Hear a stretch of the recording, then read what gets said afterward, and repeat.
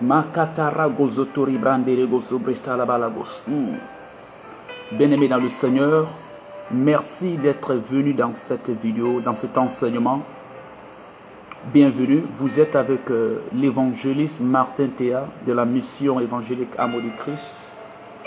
Et par la grâce du Seigneur, le Seigneur veut vous parler. Il veut changer quelque chose dans votre cœur. Il veut changer quelque chose dans votre esprit autour de vous. Dieu veut changer votre situation, votre relation envers vous-même, envers les autres, envers Dieu. Tout dépendra de ce qui est entre vous et Dieu. Si entre vous et Dieu, il y a une bonne relation, alors avec vous-même, il y aura une bonne relation. Si entre vous et Dieu, il y a une bonne relation, alors entre vous et les autres, il y aura aussi une bonne relation. Tout dépend de votre relation avec Dieu. C'est pourquoi le Seigneur veut vous parler. Parce qu'il veut régler la relation entre vous. Il veut que vous réglez votre relation avec lui, afin qu'il puisse vous bénir. Seigneur, je prie pour ton enfant qui me suit maintenant. Je prie pour ton fils et pour ta fille. Seigneur, je te prie de lui ouvrir les yeux de son esprit, les yeux de son cœur, les yeux de sa pensée, de son âme. Je te prie de lui révéler à lui-même et de te révéler à toi, ô Père roi de gloire. Je te prie, Saint-Esprit de Dieu, de réveiller quelqu'un, d'apporter ta lumière sur la vie de quelqu'un qui était assis dans les ténèbres. Je te prie d'éclairer cette personne à travers cet enseignement, ce message, cette prédication, au nom puissant de Jésus-Christ de Nazareth. Je prends autorité, je lis toute face au contraire, opposée à ce message, à cet enseignement, à ce moment maintenant. Tout ce que l'ennemi a mis en place pour frustrer la vie des gens, je les disperse et je les renverse au nom de Jésus. J'annule tout ordre de la sorcellerie, tout ordre de l'occultisme qui veut s'opposer à ce moment. L'ordre de Jésus-Christ est plus élevé que l'ordre de la sorcellerie. Merci Jésus. Prends le contrôle de chaque situation et bénis ton enfant qui me suit maintenant. Bénis ton fils qui me suit maintenant. Bénis ta fille qui me suit maintenant. Et permets, Seigneur, qu'à travers cette vidéo, cet enseignement, ce message, cette prédication, que quelque chose change dans son cœur, que quelque chose change dans son esprit, que quelque chose change dans sa vie, que son âme soit libérée et que la relation entre toi et lui, Père, soit restaurée afin qu'il soit béni. Merci Jésus, merci mon Dieu. Au nom puissant de Jésus-Christ que nous avons prié. Alléluia. Le Seigneur va vous bénir, bien-aimés. Merci d'être venu dans cette vidéo. Likez la vidéo au maximum. Aimez la vidéo au maximum. Je te bénis. Je t'aime très fort, mon cher ami. Merci d'être venu. Que Dieu te bénisse. Aimez la vidéo au maximum et partagez la vidéo au maximum. Dieu va vous bénir. Dieu va vous bénir. Le Seigneur vous bénisse, mon ami. Le Seigneur vous bénisse. Je t'aime très fort. Aimez la vidéo et Dieu va vous bénir. Dans cette vidéo, par la grâce du Seigneur, je vais vous parler de Jésus-Christ. Je vais vous parler de Jésus-Christ. Je vais vous enseigner quelque chose sur Jésus-Christ. À travers cette vidéo, vous allez connaître qui est Jésus-Christ. Vous allez connaître, vous allez comprendre pourquoi Jésus-Christ. À travers cet enseignement, à travers cette vidéo, vous allez comprendre quelle était la mission et le travail de Jésus-Christ sur cette terre. Pourquoi Jésus-Christ? Pourquoi nous adorons Jésus? Pourquoi nous prions Jésus-Christ? Pourquoi Jésus est venu dans ce monde? Et qu'est-ce que Jésus va faire à son retour? À travers cet enseignement, c'est ce que Dieu voudrait vous enseigner. Il y a beaucoup de personnes qui ont juste entendu parler de Jésus-Christ, mais ils ne connaissent pas en réalité qui est Jésus-Christ. Il y a beaucoup de choses que ces personnes ne savent pas au sujet de Jésus-Christ. D'autres vont même dans les églises. D'autres réclament qu'ils sont des chrétiens, ils ont même des Bibles. Mais en réalité, ils ne savent pas. Parce que Jésus ne s'est pas révélé à eux. Mais aujourd'hui, dans cette vidéo, dans cet enseignement, Jésus va se révéler à vous. Il va ouvrir vos yeux, votre intelligence. Et vous allez comprendre à travers cet enseignement, à travers cette vidéo, qui est Jésus-Christ. Pourquoi Jésus-Christ? Et quelle était la mission? Quelle est la mission et le travail de Jésus-Christ? Alléluia. Alléluia. Merci Jésus-Christ. Le monde, je vais vous dire quelque chose. Le monde dans lequel nous vivons aujourd'hui est gouverné par les morts. Le monde est gouverné par les morts. Vous devez le savoir. Le monde dans lequel nous vivons est dirigé par l'esprit des morts. Des gens qui sont morts. Tous ceux qui ont refusé de donner leur vie à Jésus-Christ comme leur Seigneur et leur Sauveur personnel. Tous ceux qui n'adorent pas Jésus-Christ. Tous ceux qui ne se soumettent pas aux idées et à la pensée de Jésus-Christ. Tous ceux qui ne veulent pas laisser leur famille se conduire d'après la pensée de Jésus. Leur vie, leur travail, leurs finances, leurs études, leur destinée. Tous ceux qui ne veulent pas se soumettre à la pensée de Jésus-Christ sont conduits par les morts. Le monde là est gouverné par les morts. Où sont les savants? Où sont les savants? Ils sont morts. Où est Aristote? Il est mort. Et c'est ses pensées philosophiques qui contrôlent encore le monde jusqu'aujourd'hui. Où est Socrate? Il est mort. Et c'est ses pensées qui dirigent et qui gouvernent encore le monde aujourd'hui. Où est Pythagore? Il est mort. Où est Thalès? Il est mort. Tous ces gens-là sont morts. Et ils sont restés dans leur tombeau. Et pourtant, c'est leur esprit, c'est leur pensée, c'est leur raisonnement qui gouverne le monde, qui dirige le monde. Le monde dans lequel nous vivons est dirigé par des morts. Des vivants qui sont contrôlés par des morts. C'est pourquoi le monde là fera beau tout ce qu'il veut faire. Les hommes de la terre, de ce monde, feront tout ce qu'ils veulent faire. Ils ne s'en sortiront pas. Parce qu'ils sont conduits par des morts. Ils sont orientés par des morts. Ils sont conseillés par des morts. Ils sont dirigés par des morts. Le monde là appartient à Satan. Satan même est un mort. Et tous ces gens-là, ces philosophes, ces mathématiciens, ces savants, ces scientifiques sont morts. Et c'est leurs idées, c'est leurs pensées qui contrôlent le monde. Mais aujourd'hui, Dieu veut vous libérer de cela. Au lieu que vous soyez contrôlés et dirigés par les morts, aujourd'hui, Dieu veut vous libérer du contrôle des morts. Dieu veut vous libérer de la conduite des morts. Dieu veut vous libérer de la direction des morts. Merci de liker la vidéo. Je vous aime très fort. Dieu vous bénisse. Dieu veut qu'aujourd'hui, à partir d'aujourd'hui, que votre vie ne soit plus conduite par les morts, que votre famille, vos finances, vos études, votre destinée, votre projet ne soient plus dirigés par la pensée des morts, mais que vous soyez conduits par le seul vrai vivant. Par la pensée de celui qui est le seul vivant. Il s'appelle Jésus-Christ Nazareth. Lui, il n'est pas mort. C'est le seul qui est vivant. Il était mort. On lui a enterré. Il a fait 1 jour dans le tombeau. 2 jours dans le tombeau. Le 3e jour, il a vaincu la mort. Il s'est ressuscité lui-même. Il est revenu à la vie. Il est vivant.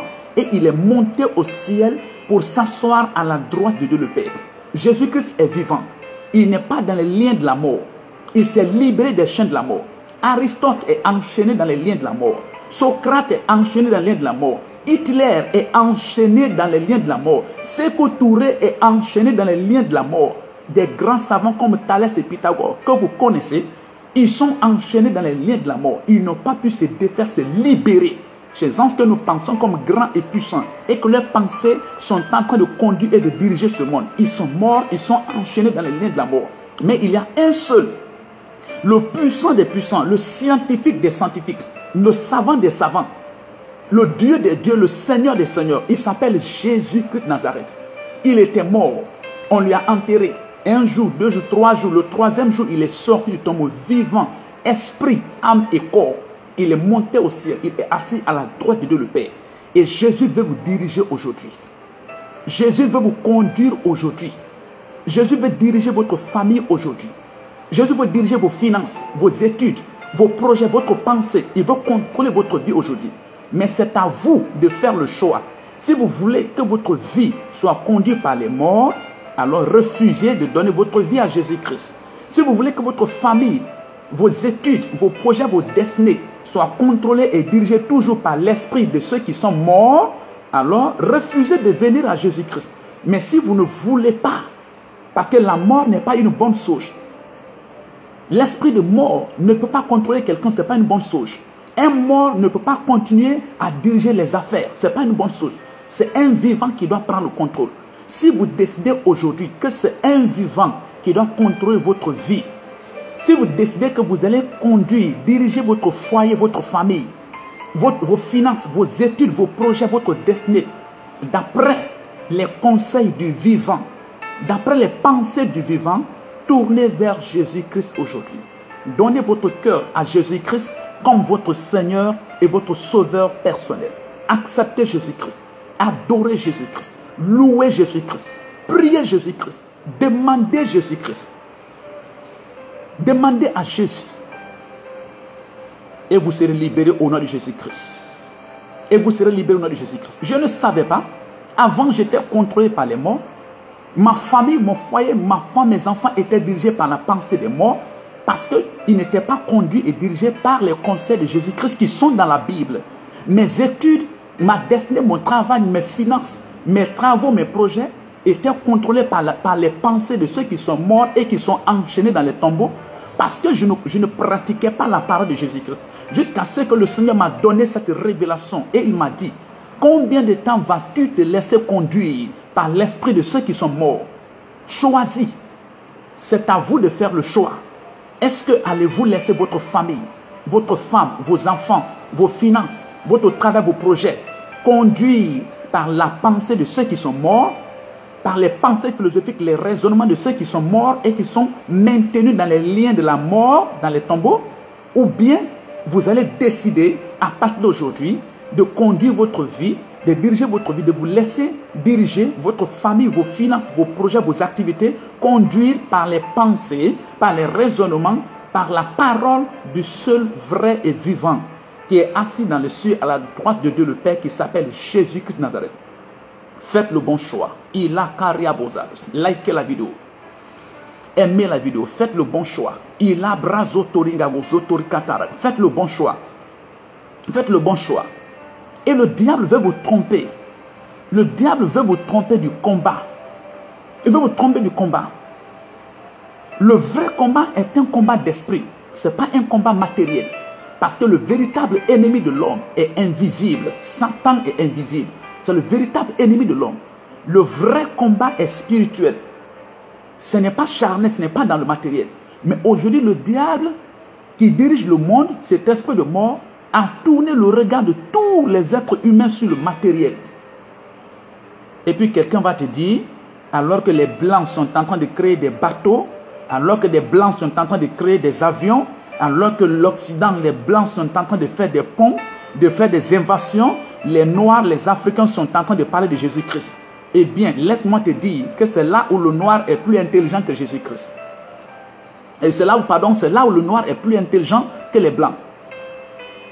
C'est là où le Noir est plus intelligent que les Blancs. C'est là où les Noirs sont plus intelligents que les Blancs. C'est là où les Noirs sont plus intelligents que les Blancs. Parce que les Noirs, les Africains mènent le véritable combat. Le véritable combat. Ne te méprise pas et ne te minimise pas jusqu'à ce point. Comme des gens étaient venus et ils t'ont trompé, que tu n'es pas civilisé, tu n'es pas organisé, ainsi de suite, et tu as cru à cela. Tu continues de croire encore à ces mensonges jusqu'aujourd'hui. Le Noir ne s'est pas trompé. Les Africains ne se sont pas trompés en adorant Jésus-Christ. C'est le véritable combat.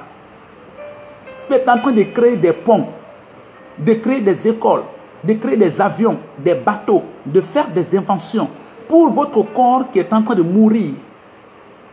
Pour votre corps qui est en train de mourir. Vous pensez que vous êtes en train de vivre à nouveau? Votre corps est en train de mourir. Plus les jours passent, plus les mois passent, plus les années passent, vous mourrez à petit feu. Petit à petit, jusqu'à ce que le vrai jour, le véritable jour arrive. Vous êtes en train d'étudier pour votre corps qui est en train de mourir. Vous êtes en train d'amasser de l'argent, d'inventer des avions, des voitures, des bateaux. Je ne dis pas que ces choses sont mauvaises. Non, ne dis pas partout pour dire que l'évangéliste Martin a dit que ce n'est pas bien d'inventer des bateaux, des avions, d'étudier. Ce n'est pas ce que je veux dire. Je veux dire que ce n'est pas le véritable combat. Le monde entier est en train de réunir tous ses moyens, son intelligence, sa sagesse, son cœur, son esprit, pour combattre jour et nuit pour un corps qui est en train de mourir.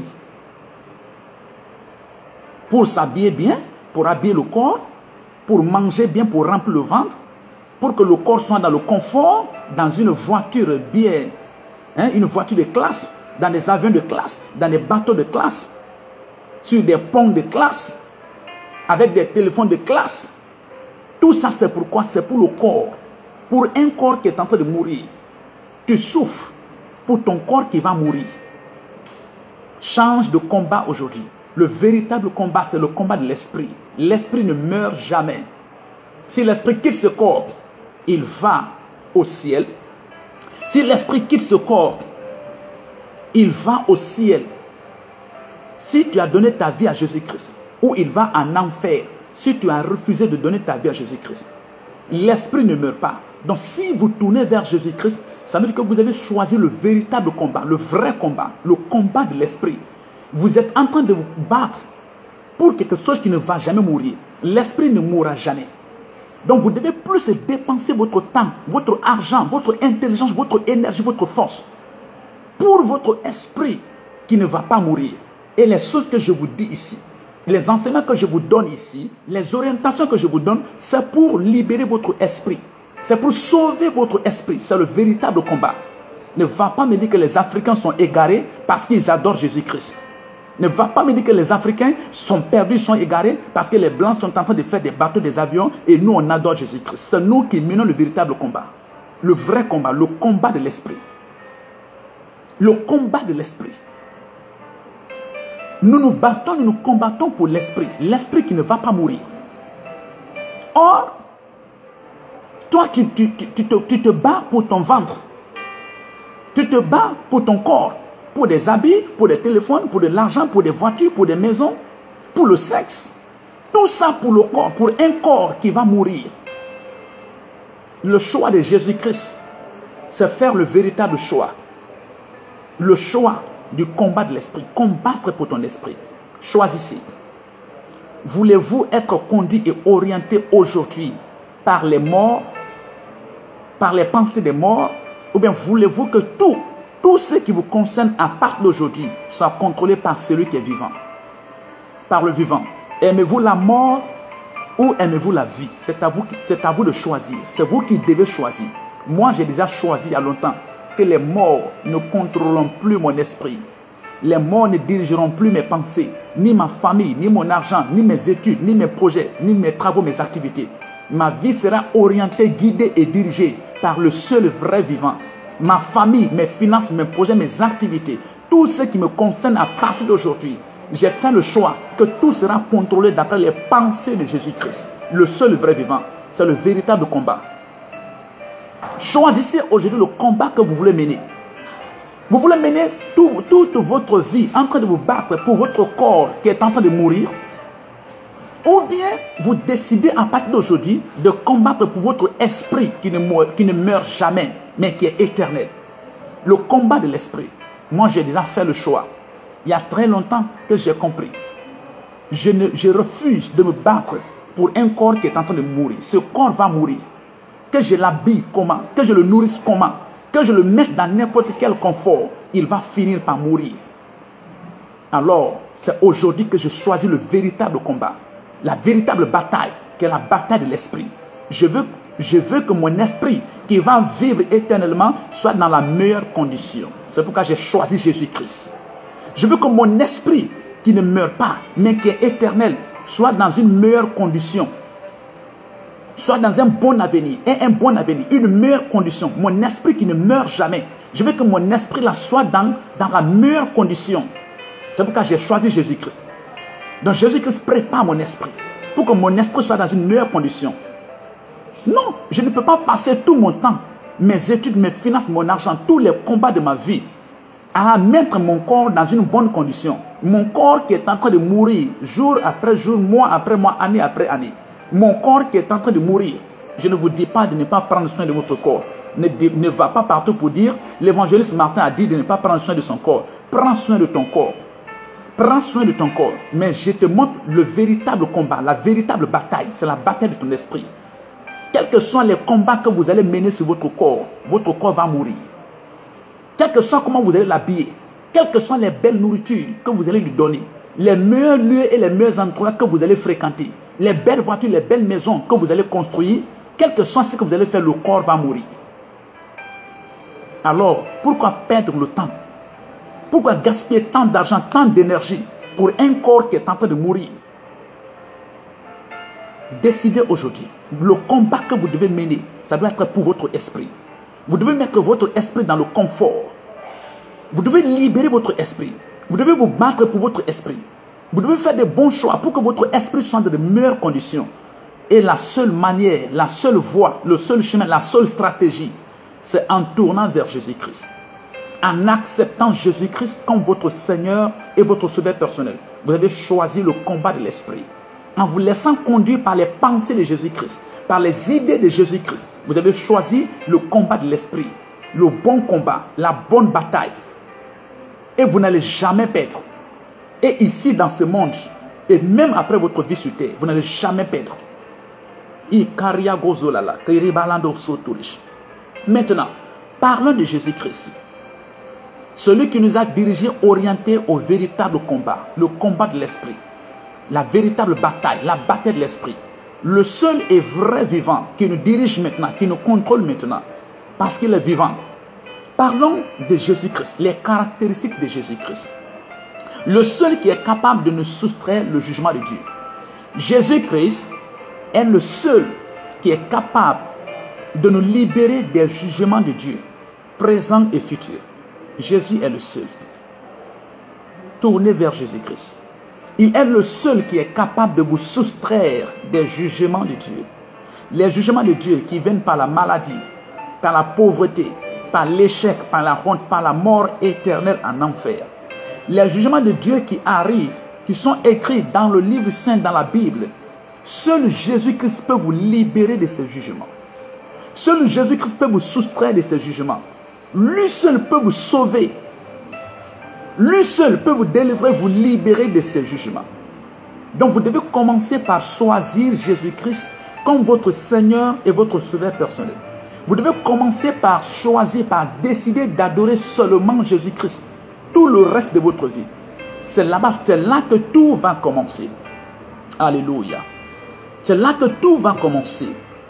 Nous allons lire, lorsque nous lisons dans 1 Timothée le chapitre 2, le verset 5. 1 Timothée le chapitre 2, le verset 5. Prenez votre Bible. Toutes les références que je vous donne, ouvrez votre Bible et lisez pour comprendre si ce que je dis est écrit ou ce n'est pas écrit. Si vous n'avez pas une Bible, prenez un bic. Notez ça à côté dans votre cahier, dans votre document. Après, vous pouvez vous asseoir calmement pour vérifier toutes les références que je suis en train de donner. Pour lire et pour voir par vous-même. Pour tester par vous-même si c'est bon ou si ce n'est pas bon. La première référence, 1 Timothée le chapitre 2, le verset 5. Qu'est-ce qui est écrit dans la Bible? Il dit, car il y a un seul Dieu et aussi un seul médiateur entre Dieu et les hommes, Jésus-Christ, homme. Dans 1 Timothée le chapitre 2, le verset 5, la Bible dit, car il y a un seul Dieu. Tu vas aller t'asseoir partout, tu veux embrouiller les gens, tu veux brouiller la piste et tu vas les rencontrer partout, tu veux tromper les gens, tu vas les rencontrer partout que les chrétiens adorent 3 dieux. D'autres même les chrétiens adorent 4 dieux. Ils adorent Marie, ils adorent Pierre, ils adorent le Père, ils adorent le Fils, ils adorent le Saint-Esprit, ils adorent Tarati, Tarata, ainsi de suite. La Bible dit, notre Bible dit, 1 Timothée le chapitre 2, le verset 5, qu'il y a un seul vrai Dieu. Le chrétien n'adore pas 2 dieux, ni 3 dieux. Le chrétien n'a pas 2 dieux, ni 3 dieux, ni 4 dieux. C'est par ça que le diable commence par tromper les gens. Il veut te faire croire que la Bible est fausse. Il veut faire croire que la Bible n'est pas vraie. Il commence d'abord par mettre ça dans ta tête. Il met cette idée d'abord dans ta tête. Ensuite, tu es foutu. Mais laisse-moi te dire que la Bible n'est pas fausse. La Bible ne se trompe pas, elle ne se contredit pas. La Bible dit clairement qu'il y a un seul vrai Dieu. Un seul vrai Dieu. Et en même temps, dans le même passage, il est écrit, il y a aussi un seul médiateur entre Dieu et les hommes. Et ce médiateur s'appelle Jésus-Christ. 1 Timothée, le chapitre 2, le verset 5. Prenez votre Bible et lisez. Il y a un seul Dieu.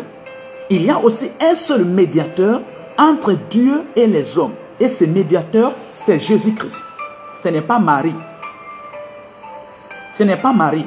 Le médiateur entre Dieu et les hommes, ce n'est pas Marie.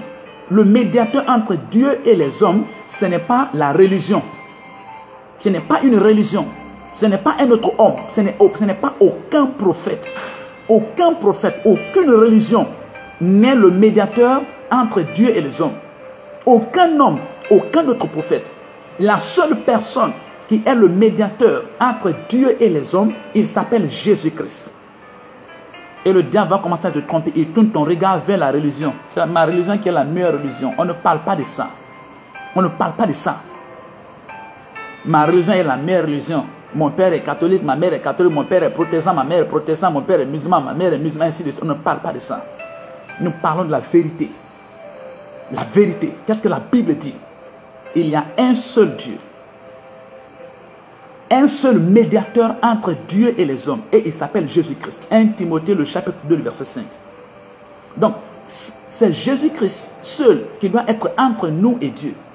Seul Jésus-Christ qui doit amener nos prières à Dieu. On doit seulement prier au nom de Jésus-Christ. Seul Jésus-Christ que nous devons louer, acclamer, célébrer. Seulement Jésus-Christ. C'est lui seul qui doit être entre Dieu et nous. Pas un ange, pas une religion, pas ton père, pas ta mère, rien. La Bible dit un seul médiateur entre Dieu et les hommes. Or, toi, tu as permis à une autre personne de rentrer entre toi et Dieu. Tu as permis la religion de rentrer entre toi et Dieu. Tu as permis à une autre personne, à quelqu'un de rentrer entre toi et Dieu. Que la religion quitte entre toi et Dieu au nom de Jésus-Christ. Que cette personne sorte entre toi et Dieu au nom de Jésus-Christ. Il y a un seul qui doit être entre toi et Dieu. La Bible dit que cette personne-là s'appelle Jésus-Christ Nazareth, le seul médiateur. Un médiateur, c'est quelqu'un qui règle une situation entre deux personnes. Un médiateur, c'est quelqu'un qui intervient entre deux personnes pour qu'il ait une attente, pour qu'il ait la paix, la compréhension, l'amour, le pardon, la joie, la liberté, pour qu'il ait l'harmonie. Et la Bible dit que la seule personne là qui doit être entre Dieu et les hommes, c'est Jésus-Christ. Donc enlève Marie, enlève les religions, enlève ton père, ta mère, enlève les prophètes, les anges, entre toi et Dieu. Que ce soit Jésus-Christ qui soit placé entre toi et Dieu. Un seul médiateur entre Dieu et les hommes, il s'appelle Jésus-Christ Nazareth. Ilandaragagos. Ilakaragos. Lisons un autre passage. Makaragosolash. Hébreux, le chapitre 12, le verset 24. Notez cette référence. Si vous avez votre Bible, ouvrez votre Bible et lisez. Likez la vidéo, aimez la vidéo et partagez la vidéo au maximum. Hébreux, le chapitre 12, le verset 24. De Jésus qui est le médiateur de la nouvelle alliance et du sang de l'aspersion qui parle mieux que celui d'Abel. Oui? Hébreux 12, 24 dit que Jésus est le médiateur de la nouvelle alliance. Et le sang de Jésus parle plus mieux que le sang d'Abel. Jésus est le médiateur de la nouvelle alliance. Nous avons vu dans le livre de Timothée, 1 Timothée, nous voyons aussi dans le livre des Hébreux que Jésus est le médiateur de la nouvelle alliance. Donc la Bible est claire. La Bible ne fait pas de confusion. C'est vous qui voulez placer Marie entre vous et Dieu. C'est vous qui voulez placer la religion entre vous et Dieu. Mais la Bible, la seule personne qui doit être entre nous et Dieu, cette personne s'appelle Jésus-Christ de Nazareth. Le seul médiateur entre nous et Dieu, ça doit être Jésus-Christ. Ce n'est aucun autre prophète, aucun prophète, aucune autre religion, aucune religion. Laisse la religion tranquille. Laisse les prophètes tranquilles. Le seul qui doit être entre toi et Dieu, la Bible dit que ça doit être Jésus-Christ de Nazareth. Posez-vous la question, toi qui me suis maintenant, qui m'écoute, qui suit cet enseignement et qui est en train d'écrire ses références pour vérifier, toi qui cherches la vérité, pose-toi la question, qui est-ce que tu as placé entre toi et Dieu? Il y en a parmi vous qui ont placé la Vierge Marie. D'autres ont placé la religion. Catholique, l'islam, protestant, bouddhiste, toutes sortes de religions. D'autres ont placé les anges entre eux et Dieu. Que tous ces gens quittent au nom de Jésus-Christ. Que toutes ces personnes quittent au nom de Jésus-Christ. Que toutes ces choses quittent, sortent entre vous et Dieu au nom puissant de Jésus-Christ. Le seul qui doit être entre vous et Dieu, la Bible est claire, il n'y a pas de confusion. C'est toi qui vas aller t'asseoir, tu mets autre chose. Non, non. Jésus-Christ. Donc, regardez.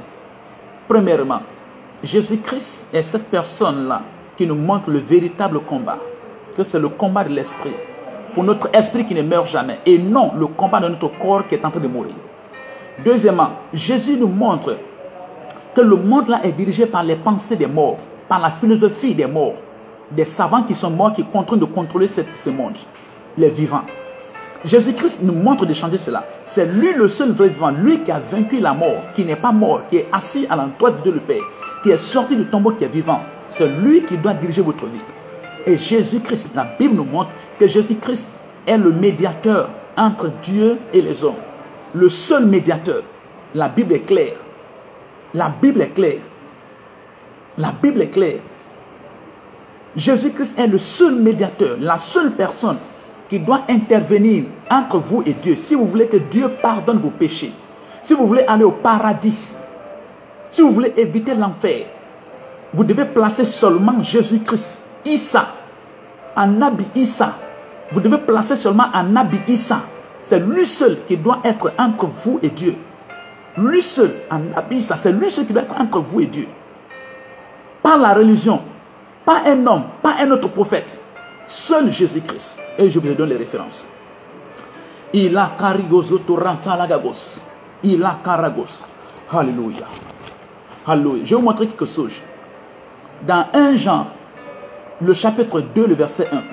Ouvrez votre Bible. Notez cette référence. 1 Jean, le chapitre 2, le verset 1. Je lis au nom de Jésus-Christ.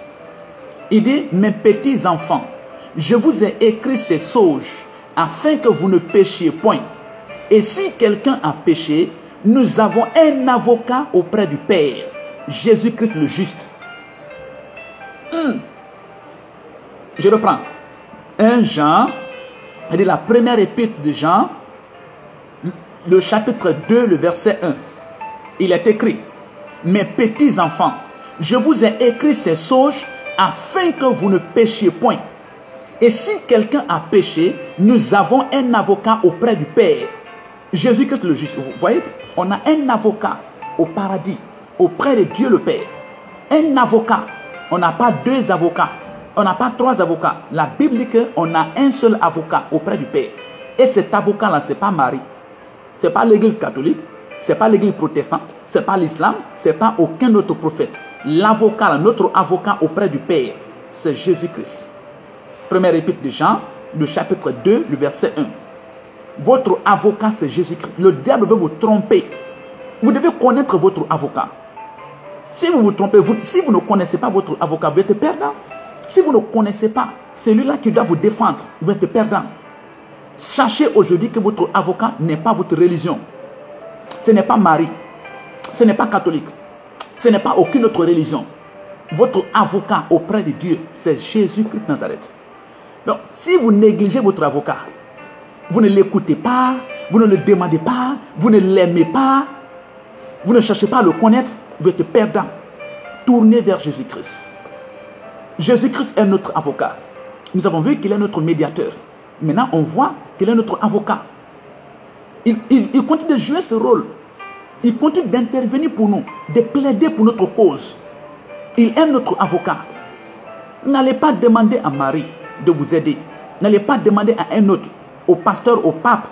N'allez pas demander à la religion de vous aider. Demandez à votre avocat. C'est votre avocat qui doit vous aider.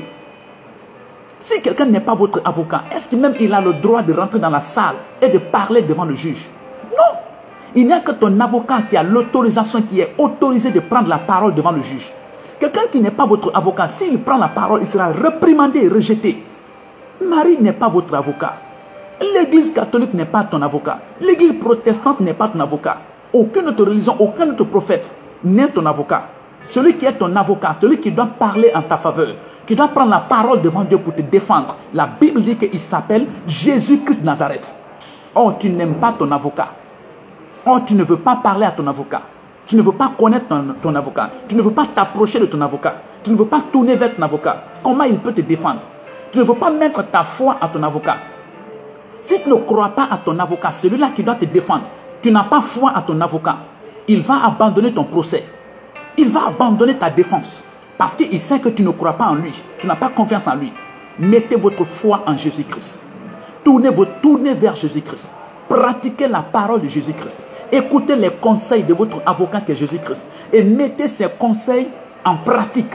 Ces conseils au sujet de votre vie, de votre parole, de vos pensées, de votre caractère, de votre famille, de vos études, de vos finances, de votre destinée sur cette terre. Suivez les conseils de votre avocat et vous n'irez pas en déroute au nom de Jésus-Christ. Regardons encore. Qui est Jésus-Christ de Nazareth? Jésus-Christ est celui-là qui nous a révélé le caractère de Dieu parce qu'il est sans péché. Jésus nous a révélé le caractère de Dieu parce qu'il est le seul qui est sans péché. Et vous le savez. Vous le savez. Comment un pécheur veut me révéler le caractère de Dieu? Tu es un pécheur, je suis un pécheur. Comment tu veux me révéler le caractère de Dieu? Tous les prophètes qui sont venus sont des pécheurs. Le seul qui n'est pas un pécheur, tu connais. Toutes les religions l'affirment. C'est indéniable. Le seul qui n'est pas pécheur, qui n'a pas de péché, il s'appelle Jésus-Christ de Nazareth. Lui seul n'a pas de péché. Donc lui, il nous révèle le caractère de Dieu. Il nous montre comment Dieu est.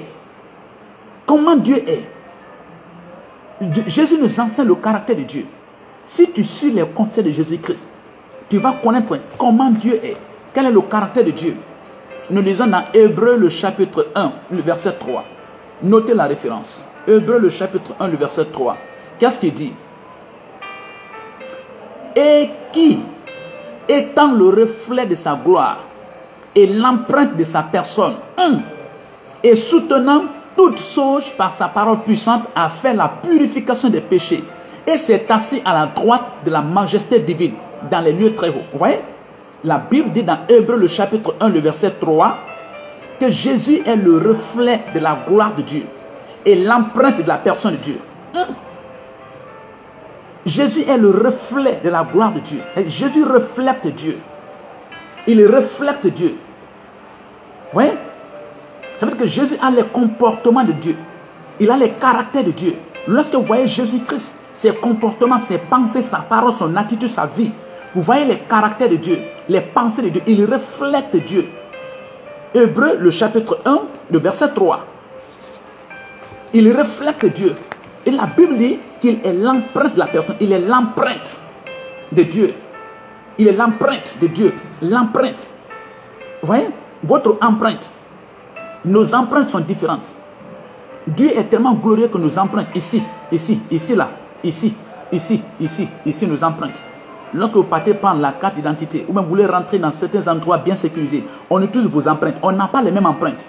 La Bible dit que Jésus est l'empreinte de la puissance de Dieu, de la personne de Dieu. Il est l'empreinte de la personne de Dieu. Est-ce que vous comprenez? C'est-à-dire que mon empreinte là, si je mets sur cette machine, on dit que c'est Martin. Vous pouvez me connaître au travers de mon empreinte. Même si vous coupez mon doigt, je ne suis pas là, pas mon doigt là, vous déposez sur la machine. Ma photo sort, mon image sort, mes renseignements, tout sort. Tout sort. Donc si vous voulez connaître Dieu, prenez seulement Jésus-Christ. Tout va sortir. Jésus est l'empreinte. La Bible dit, lisez votre Bible, prenez votre Bible. C'est écrit, Hébreux le chapitre 1, le verset 3. Jésus est l'empreinte de la personne de Dieu. Et que dès que vous mettez Jésus dans cette machine, Dieu sort directement. Dieu sort directement. Ses caractères, sa vie, son âge, ses pensées, tout sort. Dès que vous mettez Jésus dans cette machine. Parce que Jésus, la Bible dit que Jésus est l'empreinte de la personne de Dieu.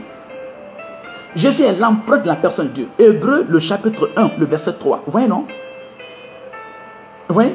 Il nous révèle Dieu. Il nous montre Dieu. C'est ce que la Bible dit.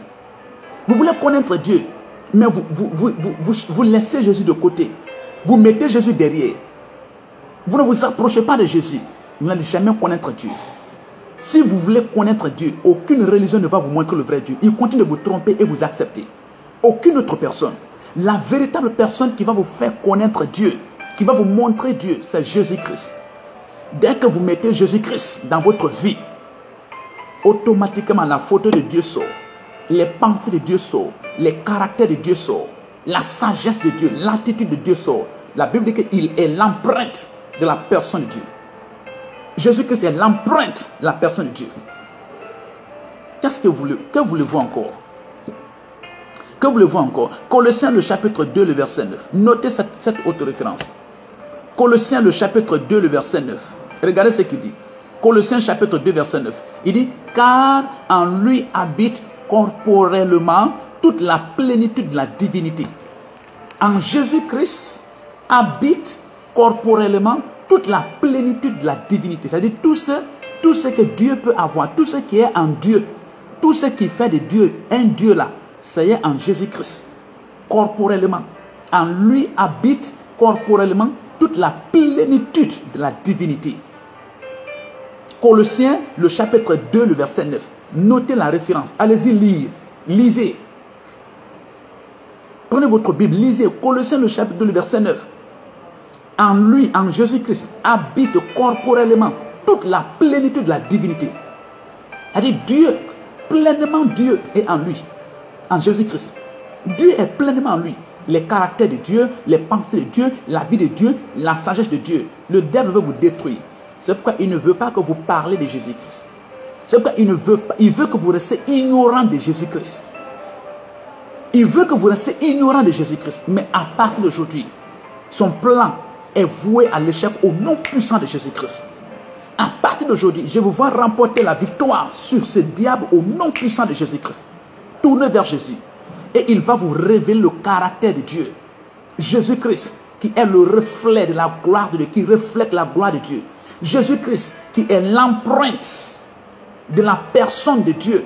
Jésus-Christ, en qui habite corporellement toute la plénitude de la divinité.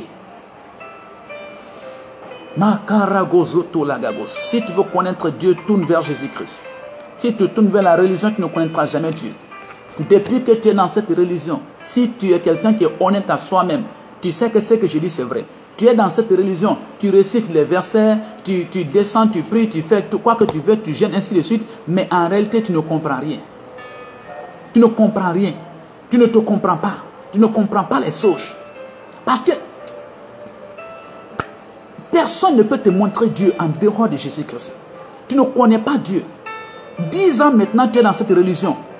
Il y en a même toute leur vie, ils sont dans cette religion. Toute leur vie. Leur caractère ne change pas. Leur vie ne change pas. Ils ne connaissent pas Dieu. Ils ne sont pas libres, ils sont liés. La même chose. Parce que la religion ne peut pas révéler Dieu. La religion ne peut pas vous révéler, ne peut pas vous montrer Dieu. Aucune autre personne ne peut vous montrer Dieu. La seule personne qui peut vous montrer Dieu, qui peut vous révéler le caractère de Dieu, l'attitude de Dieu, c'est Jésus-Christ de Nazareth. Tournez vers Jésus-Christ. Achetez-vous une Bible. Téléchargez la Bible dans votre téléphone. Lisez derrière votre boutique, dans votre chambre. Mettez-vous en genoux. Demandez à Jésus de se montrer à vous. Allez-y voir un pasteur. Dites-lui de vous enseigner, de vous parler de Jésus-Christ, de vous expliquer les choses au sujet de Jésus-Christ. N'ayez pas honte. C'est le combat pour votre esprit.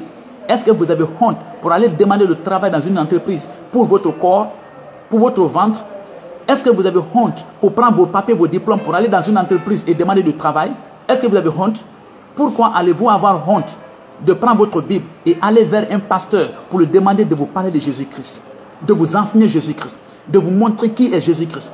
Pourquoi? N'ayez pas honte, n'ayez pas peur. Le Seigneur vous libère au nom de Jésus-Christ. Le Seigneur vous libère au nom de Jésus-Christ. Jésus nous montre le caractère de Dieu. Il nous révèle le caractère de Dieu. Dans Jean, le chapitre 14, le verset 9. L'évangile de Jean, le chapitre 14, le verset 9. L'évangile de Jean, le chapitre 14, le verset 9, je lis au nom de Jésus-Christ. Jésus lui dit, il y a si longtemps que je suis avec vous, et tu ne m'as pas connu, Philippe. Celui qui m'a vu a vu le Père. Comment dis-tu, montre-nous le Père? Donc tu vois, Philippe était un disciple de Jésus-Christ. Donc à chaque fois Jésus parlait, mon Père, mon Père, mon Père. Donc il voulait savoir qui est ce Père-là. Toujours tu parles du Père, mon Père, mon Père. Qui est ce Père-là? Non, on pense que c'est toi qui es Dieu. Mon Père, qui est ce Père? Philippe lui dit, Seigneur, montre-nous le Père. Et Jésus lui dit, il y a longtemps que je suis avec toi et tu ne m'as pas connu. Je reflète le Père, la gloire du Père. Je suis l'empreinte du Père. Je suis l'empreinte du Père. Alléluia. Je suis l'empreinte de la personne du Père. Je suis le médiateur entre vous et le Père. Je suis son empreinte. Il habite en moi. Tu vois, il dit, celui qui m'a vu a vu le Père. Le Père est en moi et je suis dans le Père. Celui qui m'a vu a vu le Père. Pourquoi? Parce que pour connaître quelqu'un, ce n'est pas son image, ce n'est pas son habillement, ce n'est pas son parler, son langage, son français, son anglais. Ce n'est pas sa peau. C'est à cause de ça le diable vous trompe. Pour connaître quelqu'un, c'est son caractère, c'est son attitude. Si tu connais le caractère de quelqu'un, tu le connais. Tant que tu ne connais pas encore le caractère de quelqu'un, l'attitude de quelqu'un, tu ne connais pas cette personne. Tant que vous ne connaissez pas encore les caractères de votre mari, de votre femme, de votre patron, de vos frères et sœurs, de vos parents, de vos amis, tant que vous ne connaissez pas encore le caractère de quelqu'un, l'attitude de quelqu'un, vous ne connaissez pas la personne. Quelle que soit la forme que vous voyez. L'homme, ce n'est pas le corps. L'homme, c'est l'esprit qui est en lui. L'esprit révèle le caractère. Donc, Jésus voulait dire, mais il voulait dire à Philippe, Philippe, regarde mes caractères. Depuis que je suis avec vous, je ne pêche pas. Je parle dans l'amour. Je pardonne le péché. Je fais les œuvres de Dieu. Il y a l'amour. Je marche dans l'amour. Je suis dans la joie. Je suis dans la paix. Je suis fidèle. Je suis bon. Je suis doux. Je me maîtrise moi-même. J'ai une pensée saine et pure. Depuis que je suis avec vous, je monte, je descends avec vous. Tu ne vois pas mon caractère? Tu ne vois pas mon comportement? Donc tu vois, c'est ce que Jésus voulait dire à Philippe. Que connaître Dieu, ce n'est pas la forme physique. C'est le caractère de Dieu qu'il faut connaître. C'est l'attitude de Dieu qu'il faut connaître. C'est pourquoi je vous dis qu'on reconnaît un véritable serviteur de Dieu par son caractère, par son attitude. Ce n'est pas les paroles qu'il dit. Ce n'est pas les voitures qu'il a, les maisons qu'il a, ou le français ou l'anglais qu'il parle. Ce n'est pas ça. On reconnaît un prophète, un pasteur, un apôtre, un évêque, un évangéliste, un véritable serviteur de Dieu par son caractère, par son attitude. Donc Jésus voulait dire à Philippe, il faut voir mes caractères, mes attitudes. Je suis avec toi, tu me vois. Tu vois mon caractère, mes caractères, mes attitudes. Tu vois comment je fais. Il faut voir. C'est comme ça le Père est. Lorsque Moïse a dit, je veux voir ta gloire. Lorsque Moïse a dit à Dieu, je veux voir ta gloire. Qu'est-ce que Dieu lui a montré? Dieu lui a montré aussi son caractère. Il dit, Dieu compatissant, miséricordieux, lent à la colère, riche en bonté, fidèle, qui pardonne l'iniquité, le péché et la rébellion, qui ne tient pas le coupable pour innocent, qui punit la faute des pères chez les fils jusqu'à la 4e génération. Donc Dieu a révélé ses caractères à Moïse. Il dit que tu veux me connaître, ce n'est pas me voir. Si tu veux me connaître, c'est mon caractère. Tu dois connaître mon caractère. Ne vous trompez pas. Donc Jésus nous révèle les caractères de Dieu. Les caractères de Dieu. Donc étudie la personne de Jésus-Christ. Comment il a parlé. Comment il a pensé. Qu'est-ce qu'il a fait, qu'est-ce qu'il n'a pas fait. Si tu étudies ces choses, tu vas connaître Dieu.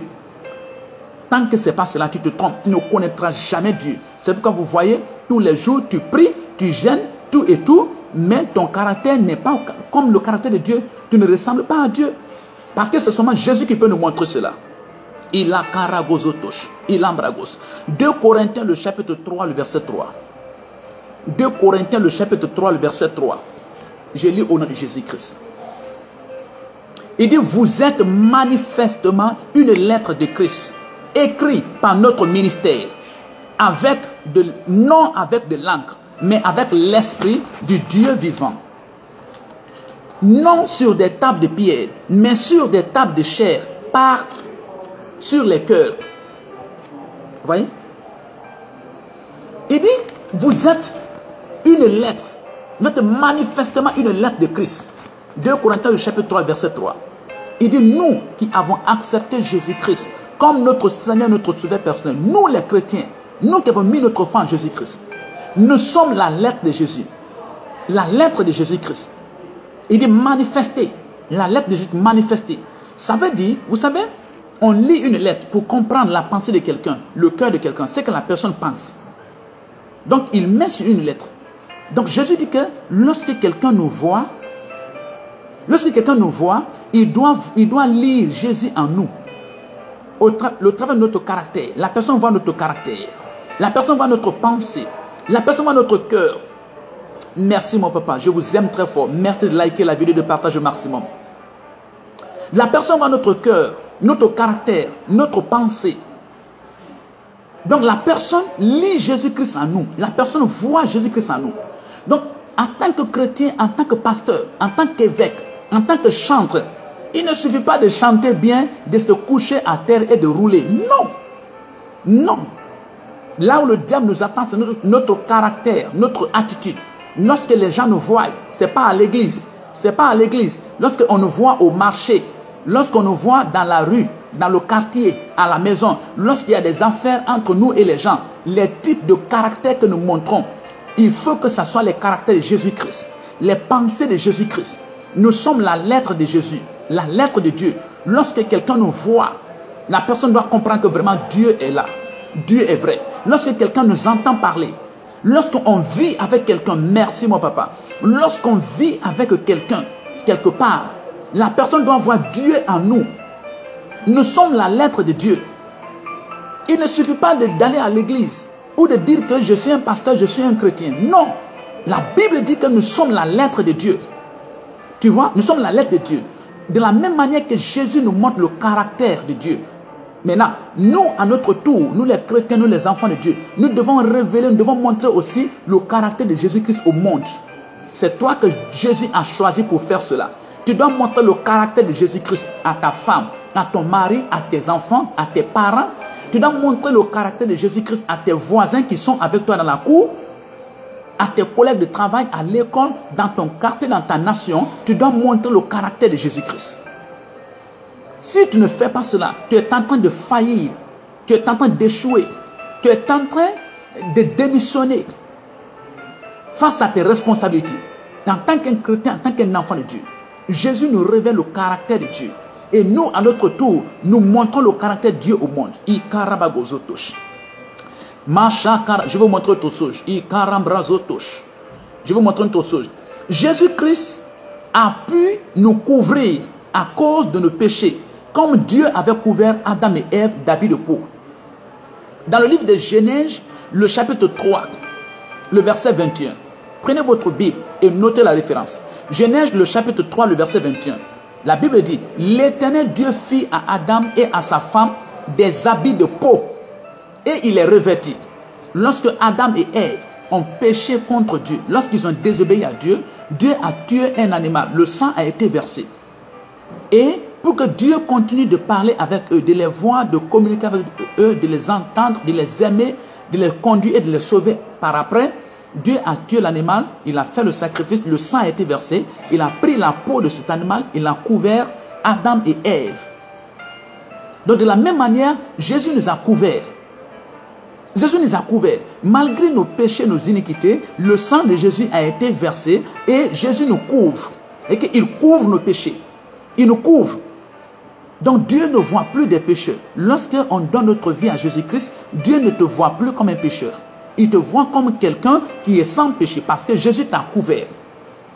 Est-ce que vous voulez que Dieu continue de voir vos péchés ou bien vous voulez que Dieu couvre vos péchés? Est-ce que vous voulez que vos péchés ne soient plus vus aux yeux de Dieu? Tournez vers Jésus-Christ. Donnez votre vie à Jésus pour qu'il vous couvre. Jésus est votre couverture. Jésus est notre couverture. Ah, Karabozat, likez la vidéo et partagez la vidéo au maximum.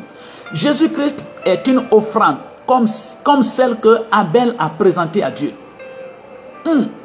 Jésus-Christ est une offrande comme l'offrande que Abel a présentée à Dieu. Nous lisons dans le livre de Genèse, le chapitre 4, le verset 4. Le verset 4. Et Abel, de son côté, en fit une des brebis, premier-né de son troupeau, et de leur graisse. L'Éternel porta un regard favorable sur Abel et sur son offrande. Verset 5. Abel et Caïn. Caïn était le grand frère, il était un cultivateur. Il a offert une offrande à Dieu, les fruits de la terre. Et Abel de son tour, qui était son jeune frère, a aussi offert une offrande à Dieu, qui était, parce qu'il était un berger, il avait un troupeau. Il a pris le premier-né de son troupeau, de ses brebis. Il a tué, le sang a été versé, il a offert à Dieu. Et la Bible dit que les deux frères qui ont présenté leur offrande à Dieu, Dieu a rejeté l'offrande de Caïn.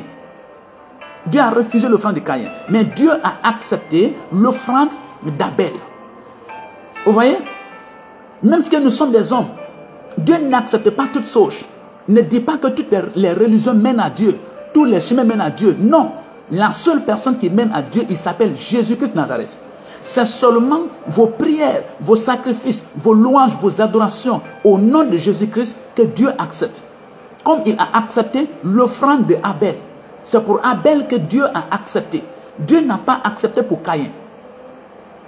Donc, quiconque donne sa vie à Jésus-Christ, il accepte Jésus comme son Seigneur et son Sauveur, sa prière sera acceptée par Dieu. Mais si vous n'acceptez pas Jésus-Christ, vous ne donnez pas votre vie à Jésus-Christ, votre prière ne sera pas acceptée par Dieu. Dieu a accepté l'offrande de Abel, mais il a refusé l'offrande de Caïn. L'offrande de Abel était l'image de Jésus-Christ. C'était pour dire au monde entier que je n'accepte pas toutes les prières, toutes les religions. Je n'accepte pas toutes les voix. La seule voix que j'accepte, c'est la voix de Jésus-Christ. La seule prière que j'accepte, c'est la prière de Jésus-Christ. La prière au nom de Jésus-Christ. Le seul sacrifice que j'accepte, c'est le sacrifice de Jésus-Christ. C'est pourquoi les deux frères, chacun d'entre eux, a fait un sacrifice à Dieu, une offrande à Dieu. Mais Dieu a refusé l'offrande de Caïn. Dieu refuse toutes les prières que vous faites au nom d'une autre personne. Dieu refuse. Lisez votre Bible. Genèse, le chapitre 4, le verset 4. La seule prière que Dieu accepte, c'est la prière qui est faite au nom de Jésus-Christ. Comme c'est l'offrande d'Abel seulement que Dieu a accepté. Caïn s'est mis en colère, il s'est fâché, il a tué son frère, il a tout fait. Dieu n'a pas accepté son offrande. Vous voulez que Dieu accepte vos prières à partir d'aujourd'hui? Dieu accepte vos jeûnes à partir d'aujourd'hui, vos sacrifices? Vous devez tourner vers Jésus-Christ. Vous devez donner votre vie à Jésus. Vous devez accepter Jésus-Christ comme votre vie et votre sauveur personnel. En cela, Dieu va accepter vos prières. Il va accepter vos jeûnes. Il va accepter votre sacrifice. En dehors de Jésus-Christ, tous les sacrifices que vous faites, Dieu n'accepte pas ces sacrifices. Toutes les prières que vous faites, qui n'est pas faites au nom de Jésus, qui ne sont pas faites au nom de Jésus-Christ, Dieu n'accepte pas ces prières. Il n'accepte pas ces jeûnes. Tournez vers Jésus-Christ. Donc vous voyez, Jésus-Christ est le seul sacrifice que Dieu accepte. Voici Jésus-Christ. Voici pourquoi nous sommes attachés à Jésus-Christ. Voici pourquoi nous prions Jésus-Christ. Nous prions au nom de Jésus-Christ. Parce que la Bible nous enseigne que Jésus-Christ est le seul sacrifice que Dieu accepte. La preuve en est qu'il est mort et il est sorti du tombeau. Parmi tous les prophètes qui sont morts, quel est le prophète qui est mort et qui est sorti du tombeau? Vivant. Il est mort et il est ressuscité et il est monté au ciel. Quel est le prophète? Non. Parmi tous ces prophètes qui sont morts, quel est le prophète que Dieu... Ils étaient tous les prophètes de Dieu, non? Mais quel est le prophète que Dieu a ressuscité d'entre les morts? Qui n'a pas maintenu? Seul Jésus-Christ. Seul Jésus-Christ. Tous les autres sont restés. C'est pour dire que leur offrande n'était pas acceptée par Dieu. La seule offrande et le seul sacrifice qui est accepté par Dieu, c'est Jésus-Christ. Jésus-Christ est le seul sacrifice accepté par Dieu. C'est pourquoi il a fait tout ça, il est mort à la croix, il a souffert, et quand il a été enterré, Dieu l'a ressuscité. C'est pour dire, tous les prophètes ont donné une offrande. Ils ont fait des sacrifices. Mais c'est toi, Jésus, que j'accepte. C'est ton offrande que j'accepte. C'est ton sacrifice que j'accepte. Si vous rejetez Jésus-Christ, ça veut dire que vous avez rejeté l'offrande que Dieu accepte. Acceptez Jésus-Christ. Donnez votre cœur à Jésus. Ce n'est pas une histoire de religion, ce n'est pas une histoire de papa et de maman. C'est un choix personnel. Vous devez choisir.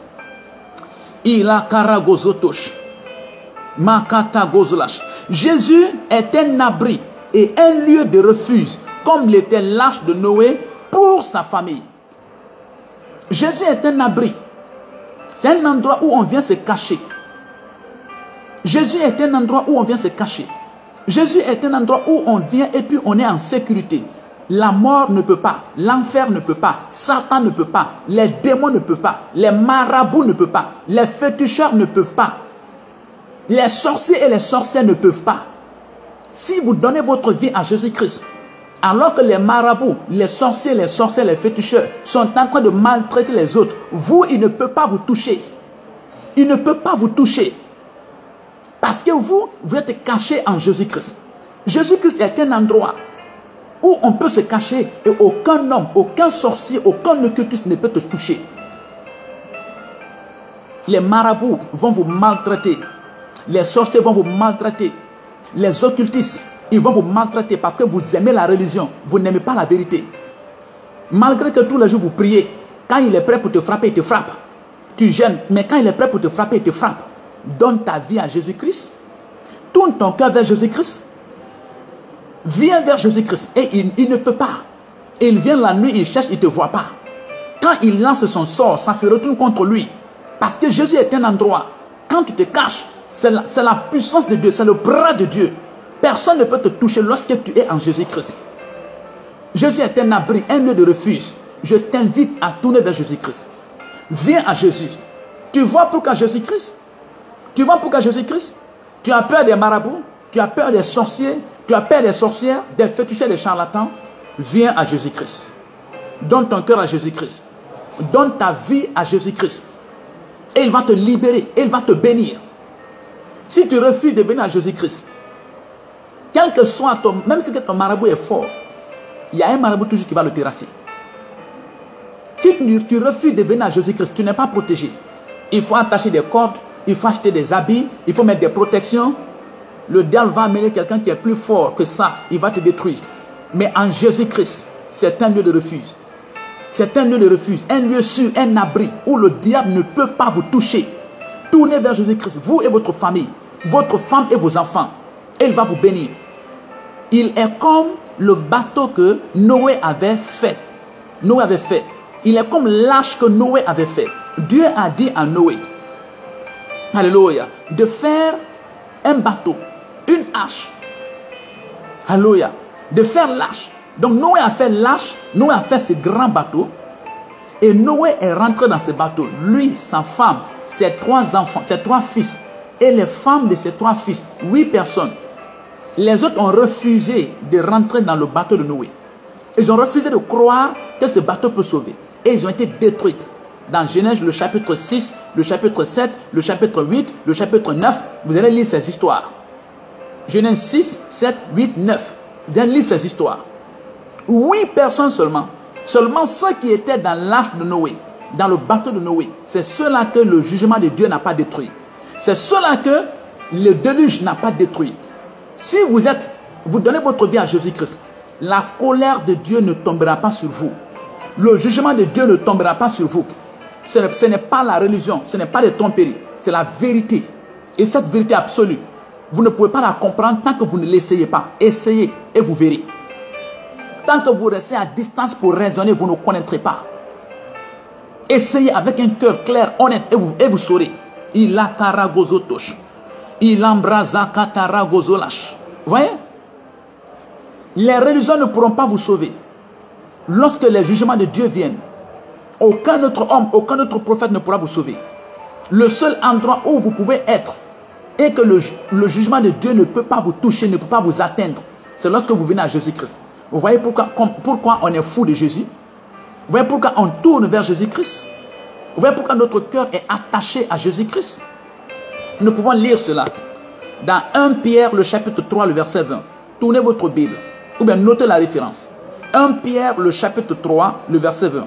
La première épître de Pierre, le chapitre 3, le verset 20. Il dit, qui autrefois avait été incrédule lorsque la patience de Dieu se prolongeait au jour de Noé, pendant la construction de l'arche, dans laquelle un petit nombre de personnes, c'est-à-dire 8, furent sauvées à travers l'eau. Vous voyez? Ils ont été incrédules. Ils ont été incrédules. Le fait que vous êtes attaché à la religion, ça prouve que vous êtes incrédule.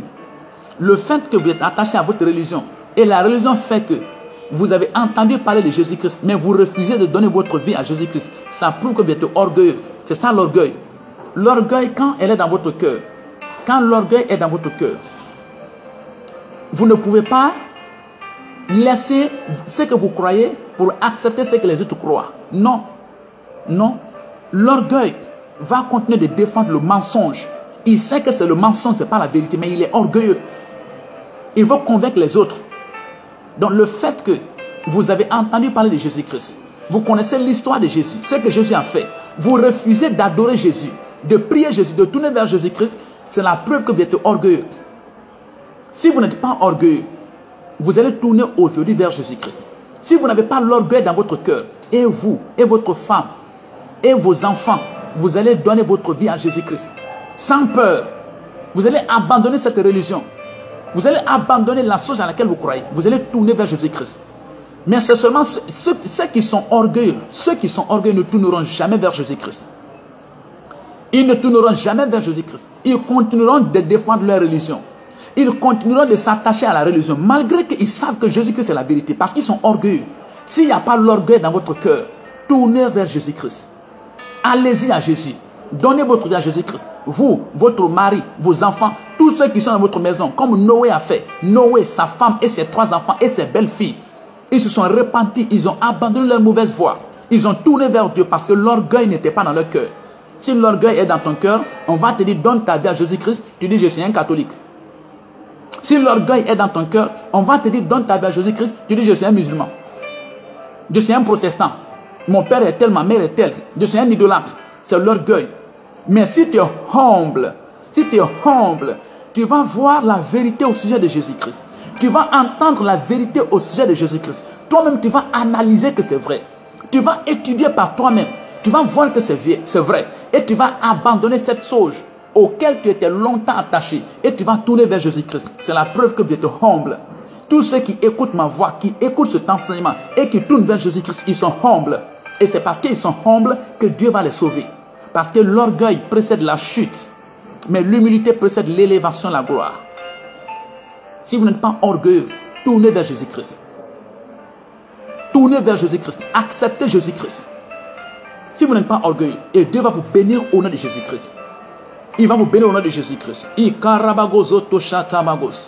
Jésus-Christ est un grand remplaçant, comme l'a été le bélier pour le fils d'Abraham.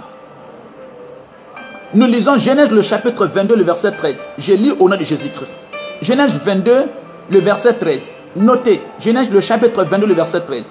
Abraham leva les yeux et vit derrière lui un bélier retenu dans un buisson par les cornes. Et Abraham alla prendre le bélier et l'offrit en holocauste à la place de son fils. À la place de son fils. Dieu dit à Abraham d'aller lui offrir un sacrifice.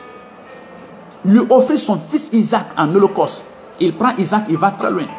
Il lie les mains d'Isaac, les pieds d'Isaac. Il fait son autel, il place Isaac. Lorsqu'il a pris le couteau pour égorger l'enfant, la Bible dit que l'ange de Dieu a arrêté sa main. Il dit non, ne touche pas l'enfant. Je ne suis pas un Dieu qui demande le sacrifice humain. Non. Voici un bélier là-bas. Va prendre le bélier et sacrifie ce bélier à la place de ton fils Isaac. Vous voyez? Le bélier là, Abraham a libéré son fils, son enfant. Il est allé prendre le bélier. Il est venu sacrifier le bélier à la place de son fils. Au lieu que son fils ne meure, au lieu que son fils ne soit puni et frappé des jugements de Dieu, c'est le bélier qui a pris toute cette punition. Jésus-Christ est cette image. C'est pourquoi cela est dans la Bible. Tout cela est dans la Bible. C'est un exemple, c'est une image. C'est une image. C'est pour dire que quelqu'un a pris votre place. Au lieu que ce soit vous qui devez mourir, être brûlé et offrir en holocauste à Dieu, c'est Jésus-Christ que Dieu a envoyé pour prendre votre place. Imaginez-vous que... Regardez, c'est Dieu qui a envoyé ce bélier. C'est lui qui a pourvu ce bélier. C'est lui qui a amené ce bélier. Il dit à Abraham, prends ce bélier. Donc Dieu a amené Jésus-Christ pour être sacrifié à notre place, à votre place. Soyez humble comme Abraham. Allez-y prendre le bélier et sacrifier pour votre fils. Jésus-Christ est le bélier. Sacrifiez Jésus-Christ à la place de vos enfants en les conduisant à Jésus-Christ. Sacrifiez Jésus-Christ à votre place en vous donnant à Jésus-Christ, en acceptant Jésus-Christ comme votre Seigneur, votre Sauveur personnel. Vous voulez mourir? Vous voulez que votre famille meure? Votre mari, vos femmes et vos enfants? Non, ne soyez pas si méchants. Amenez le bélier pour mourir, pour prendre la place de votre mari, de votre femme, de vos enfants. Amenez le bélier. Le bélier, c'est Jésus-Christ. Le bélier, c'est Jésus-Christ. Jésus-Christ doit prendre votre place. C'est dans la Bible. Vous n'avez pas lu cette histoire dans la Bible où Abraham devait sacrifier son fils Isaac. Mais Dieu l'a dit non, ce n'est pas lui. Le bélier doit prendre sa place. Le bélier doit être sacrifié à la place de ton fils. Pour que ton fils soit sauvé. Le bélier va mourir à sa place. Dieu a envoyé Jésus-Christ pour mourir à notre place. Tu vois pourquoi on aime Jésus. Tu vois pourquoi quand on entend parler de Jésus-Christ, on pleure, on crie, on adore Jésus-Christ. Tu vois pourquoi on aime Jésus-Christ. Il a pris notre place. Comme le bélier a pris la place d'Isaac, le fils d'Abraham. Jésus a pris notre place. Au lieu que ce soit nous, pour mourir à la croix, pour souffrir, aller en enfer, c'est Jésus-Christ qui est mort pour nous. Il est mort, il a souffert à la croix, il a été enterré, il est allé aux enfers, il a fait tout ce qu'il devait faire, il a payé tout le prix et il est sorti. Jésus est mort à notre place, il est notre substitut. Il est notre substitut, c'est pourquoi on l'aime, on l'adore. Jésus est votre substitut. Ne mourrez pas pour ne rien. Ne tuez pas vos enfants, votre mari, votre femme pour ne rien. Allez-y prendre Jésus-Christ pour le sacrifier à la place de votre mari, de votre femme, de vos enfants. Ne continuez pas de tuer les brebis, les moutons, les bœufs, ainsi de suite. C'était une image. C'était une image, c'était un message de Dieu. C'était pour dire, au lieu que vous mourrez, vous soyez sacrifiés, je vais envoyer votre substitut, quelqu'un qui doit être sacrifié à votre place. Donc ne continuez pas de perpétuer les sacrifices des animaux, des bœufs, des brebis, ainsi de suite. Non, non, ce n'est pas ce que Dieu voulait dire. Dieu voulait dire que quelqu'un doit prendre votre place. Et cette personne, c'est Jésus-Christ. Venez à Jésus. Il va prendre votre place. Et vous serez sauvés. Jésus est l'agneau sacrifié afin que par l'application de son sang, nous puissions échapper au jugement de Dieu. Comme le peuple opprimé au temps de Moïse y a échappé. Lisons Exode le chapitre 12, le verset 23.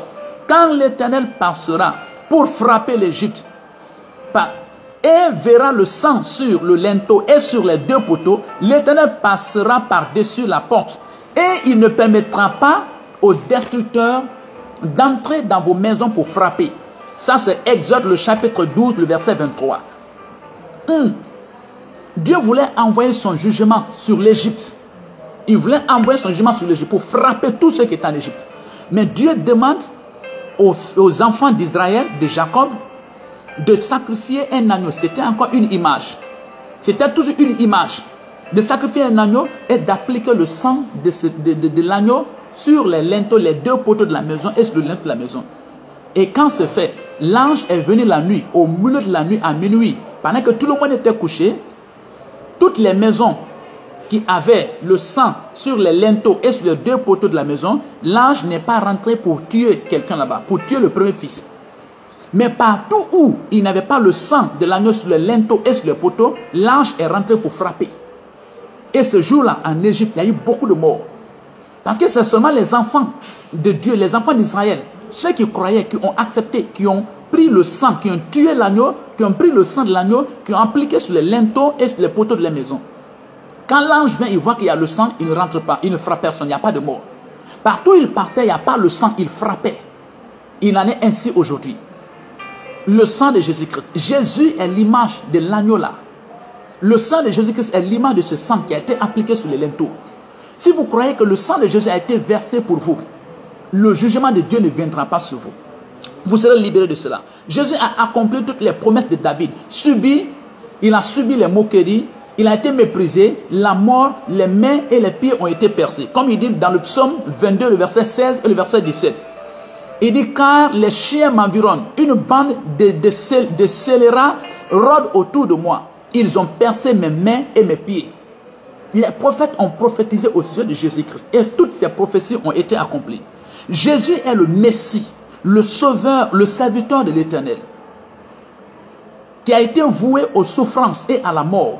Jésus est l'agneau mené à la boucherie dont le prophète Ésaïe a parlé, dans Ésaïe le chapitre 53. Jean-Baptiste, qui était le seul prophète qui a vu Jésus-Christ de ses propres yeux, Jean-Baptiste, qui était le seul prophète de Dieu, Le dernier et le seul prophète de Dieu qui a vu Jésus-Christ de ses propres yeux, c'était Jean-Baptiste. Quand il a vu Jésus venir, dans l'évangile de Jean, le chapitre 1, le verset 29, il dit, voici l'agneau de Dieu qui ôte le péché du monde. Jean-Baptiste a témoigné cela. Voici ce que Jésus est pour nous. Voici ce que Jésus a fait pour nous. Si vous avez été touché par cet enseignement, par ce message, vous avez connu qui est Jésus-Christ. Qu'est-ce que Jésus a fait pour vous? J'aimerais prier pour vous, afin que vous tournez votre cœur vers Jésus-Christ. Lui qui est notre substitut, qui est notre médiateur, lui qui est notre avocat, lui qui nous couvre de nos péchés, lui au travers duquel nos prières sont acceptées par Dieu, lui qui a pris notre place, lui dont les mains et les pieds ont été percés à cause de nous, qui a ôté le péché du monde. Dis avec moi, merci Dieu. Tu t'es révélé à moi. Tu m'as révélé à moi-même. Tu m'as parlé. Et je crois. Et j'accepte Jésus-Christ comme mon Seigneur et mon Sauveur personnel. Je te donne ma vie. Écris mon nom dans ton livre de vie. Libère-moi de l'incrédulité et de l'orgueil. Je renonce à la religion. Et j'enlève toute personne entre toi et moi. Seigneur Jésus, viens me sauver. Visite-moi. Et révèle-moi les caractères de Dieu. Change ma vie. Et bénis-moi. Amen. J'aimerais prier pour vous. Seigneur, merci pour ton enfant qui a cru en ce message et à cet enseignement qui est venu à toi. Je prie pour lui, que tu te révèles à lui cette nuit, que tu changes son cœur, que tu changes sa vie, que tu le bénisses, que tu transformes tout autour de lui. Apporte ta lumière et ta gloire et que toutes les œuvres des ténèbres soient dispersées autour de sa vie. Au nom puissant de Jésus-Christ, révèle-toi à lui. Sois le seul médiateur entre lui et Dieu à partir d'aujourd'hui. Sois son avocat auprès de Dieu à partir d'aujourd'hui. Oui Seigneur, aide-le à mener le combat des vivants et non le combat des morts. Révèle-toi à lui, dirige-le, oriente-le, prends sa place. Comme le bélier a pris la place d'Isaac, le fils d'Abraham. Couvre ses péchés comme tu as couvert, comme Dieu a couvert les péchés d'Adam et d'Ève. Accepte sa prière, comme Dieu a accepté l'offrande et le sacrifice de Abel. Merci Seigneur, toi qui as été sacrifié à notre place. Je te loue, je t'adore. Remplis son cœur, remplis sa vie et libère-le de toute force des ténèbres. Je te retourne tout l'honneur et toute la gloire au nom du Père, du Fils et du Saint-Esprit. Amen. C'était votre serviteur, l'évangéliste Martin Théa de la mission évangélique Amour du Christ. À très bientôt. Le Seigneur bénisse.